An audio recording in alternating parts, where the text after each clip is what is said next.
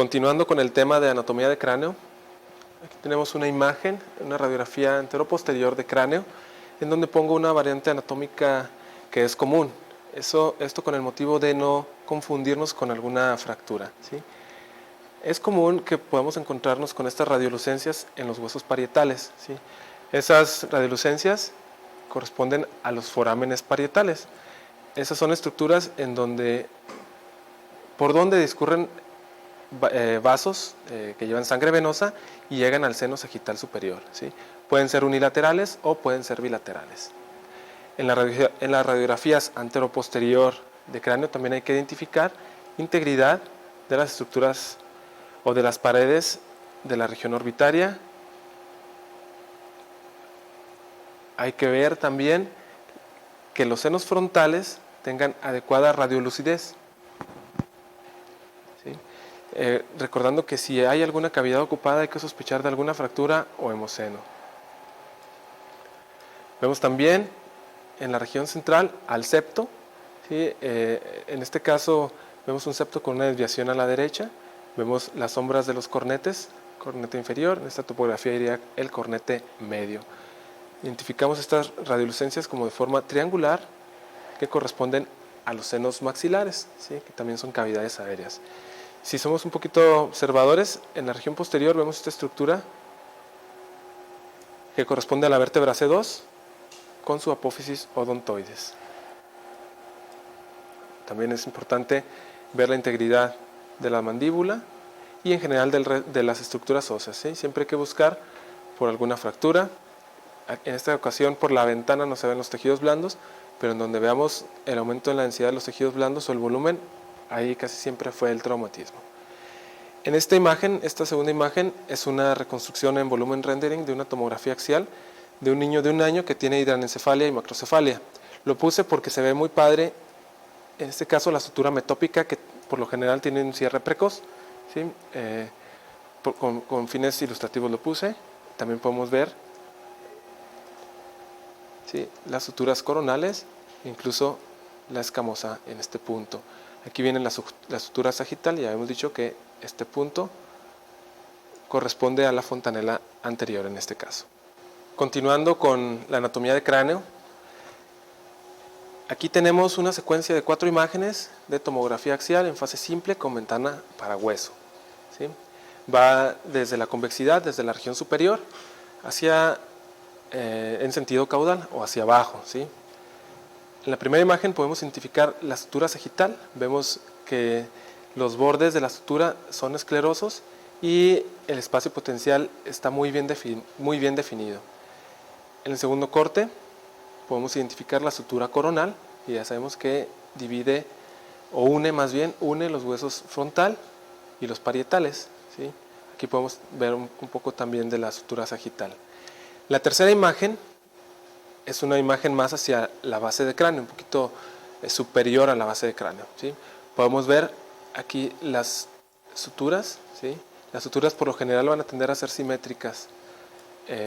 Si vemos esta imagen y sospechamos de una fractura, fíjate en el mismo lugar, pero del otro lado. En este caso aquí podemos identificar la sutura coronal.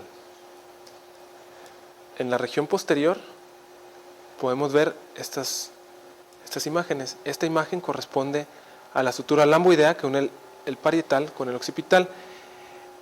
Eso lo puse de forma intencionada. Aquí tenemos 2 líneas. Tenemos esta línea radiolúcida, hipodensa, y también tenemos esta región hipodensa. ¿Cuál creen que corresponde a una sutura?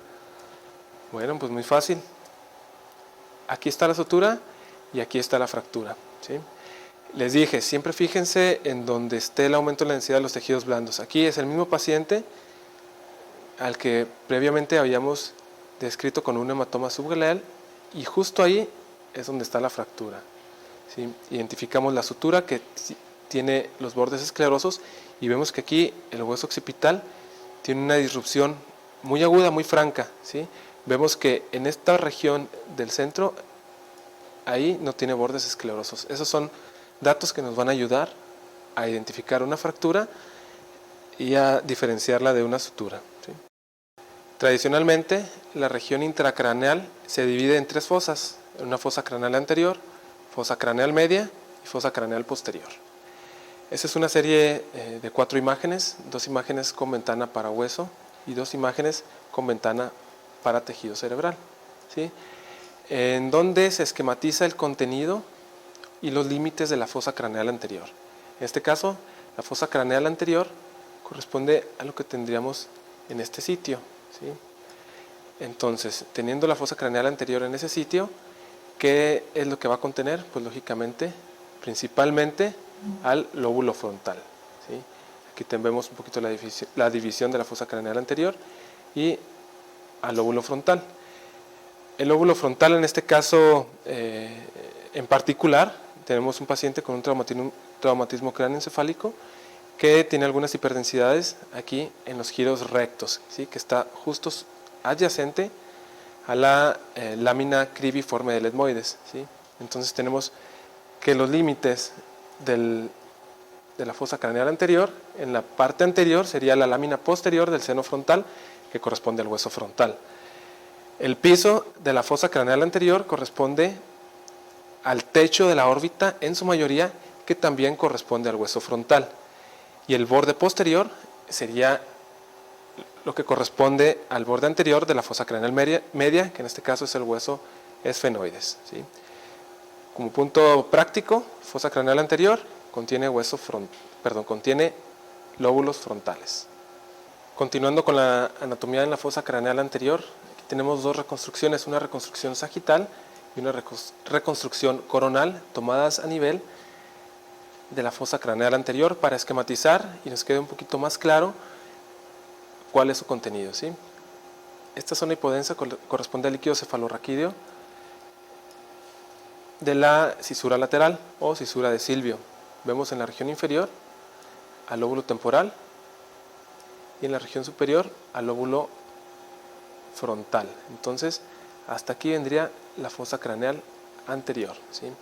En una reconstrucción coronal tomada más o menos a este nivel, así este corte, imagínense que es este punto, tenemos también al lóbulo frontal.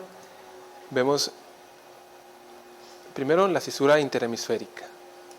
En este caso se ve la falx del cerebro en la región superior y prácticamente la totalidad de este tejido cerebral es el lóbulo frontal. Esquematizamos que la pared de la fosa craneal anterior corresponde principalmente al techo de la órbita. Aquí podemos ver las relaciones y principalmente corresponde al hueso frontal, ¿sí? Esta región que ven aquí, esa no es una fractura, ese es un foramen supraorbitario por donde pasa una estructura nerviosa. Esta estructura que se ve así como densa, tiene una disposición sagital, se llama crista Galli. Y también tenemos en esta porción en donde correspondería a lo que correspondería a los surcos olfatorios, ¿sí? Por donde se va a formar el primer par craneal. Continuando con las fosas craneales anterior, media y posterior, tenemos esta imagen. Esta imagen es una imagen en volumen rendering de una tomografía axial computada. Imagínense que cortamos la parte superior del cráneo y lo estamos viendo desde arriba, ¿sí? La parte anterior, esta corresponde a la nariz. Aquí tenemos las orejas, la región occipital, ¿sí? Aquí esta imagen me gusta mucho porque se esquematiza muy bien las fosas craneales, ¿sí? Esta es la fosa craneal anterior, donde dijimos que se encuentran los lóbulos frontales, ¿sí? Vemos esta lámina ósea que tiene como si tuviera algunos hoyitos, que corresponde a la lámina cribiforme, porque está cribada, por ahí pasan estructuras nerviosas. Vemos de forma muy bonita también al hueso esfenoides, ¿sí? Que nos va a delimitar el borde anterior de la fosa craneal media. El borde posterior e inferior de la fosa craneal media corresponde a esta estructura ósea aquí rugosa, ¿sí? Esta estructura ósea rugosa son los peñascos, en este caso los peñascos del hueso temporal. En la fosa craneal media clásicamente se describe que se encuentra el lóbulo temporal, así como otras estructuras un poquito más complejas, ¿sí? Se encuentra la región celar, la silla turca, en donde se encuentra asentada la glándula hipoficiaria. Lateral a la silla turca se encuentran unas regiones que se llaman los senos cavernosos. Son estructuras son estructuras muy finas que principalmente se ven por resonancia magnética, pero que en traumatismo cráneoencefálico sí es importante llegar a revisar, porque se pueden llegar a formar fístulas entre las carótidas que discurren por esta región y el seno cavernoso. Entonces es una urgencia. Aquí vemos los ápices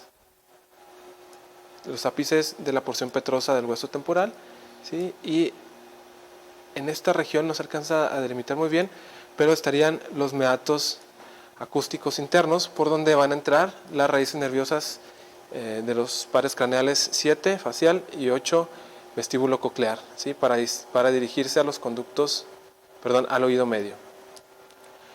En la región posterior tenemos lógicamente la fosa craneal posterior, que prácticamente tiene en su interior a los hemisferios cerebelosos derecho, izquierdo, vermis, parte del tronco encefálico y parte de los lóbulos occipitales, ¿sí? Vemos aquí estas dos estructuras. Estas dos estructuras son forámenes de la base de cráneo. En este caso son los forámenes ovales, ¿sí? Aquí en esta región existe otro espacio que si me angulara, ¿sí? Correspondería a la fisura orbitaria superior, ¿sí? Por esa fisura orbitaria superior discurren múltiples estructuras vasculares y nerviosas al interior de la órbita. No confundir con el conducto óptico, por donde discurre